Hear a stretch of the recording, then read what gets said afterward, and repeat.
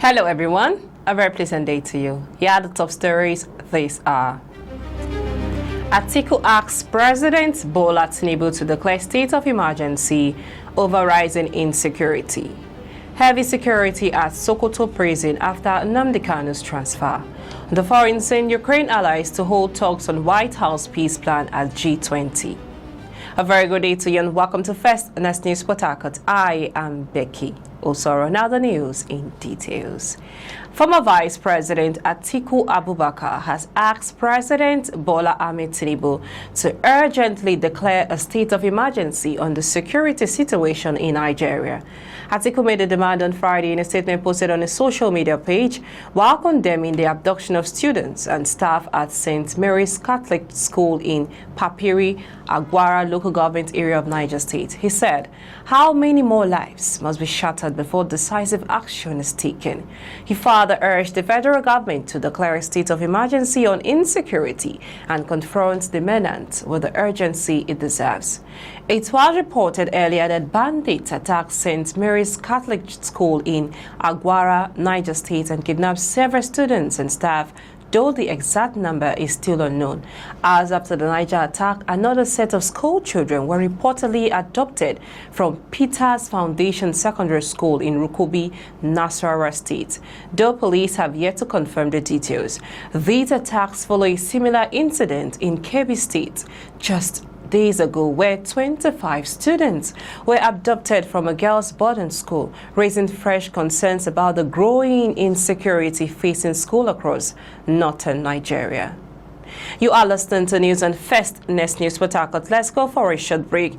When we return to bring to you more details as heavy security at Sokoto prison after Mazi Nnamdi Kanu's transfer. On the foreign scene, Ukraine allies to hold talks on White House peace plan at G20 summit. Please stay with us. Welcome back. In case you're just joining us, you're listening to news on First News Port Harcourt. We now bring you the rest of the news.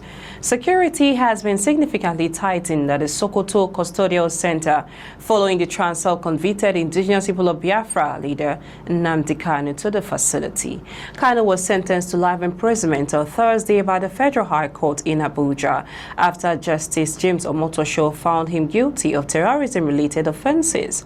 The judge further ordered that he be moved to a protective prison, ruling that Kuje Custodial Center was no longer suitable due to previous jailbreaks and security vulnerabilities.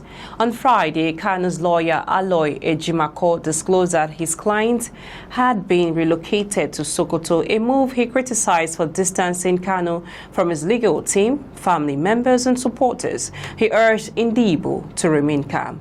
Kanu's wife, Uchechi Oku Kanu, later confirmed via her X page that her husband has been moved to Sokoto prison, expressing displeasure that the information reached the public before her. But we'll keep you updated on the rising stories of Mazi Nnamdi Kanu. We now move on to the foreign news.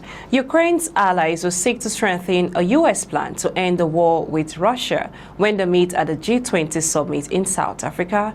UK Prime Minister Sir Keir Starmer has said the summit begins a day after President Volodymyr Zelensky warned Ukraine faced one of the most difficult moments of our history over pressure to accept the plan, leaked details of which have been seen as favorable to Moscow. Zelensky held phone talks with Sir Keir and the leaders of the France and Germany on Friday afterwards.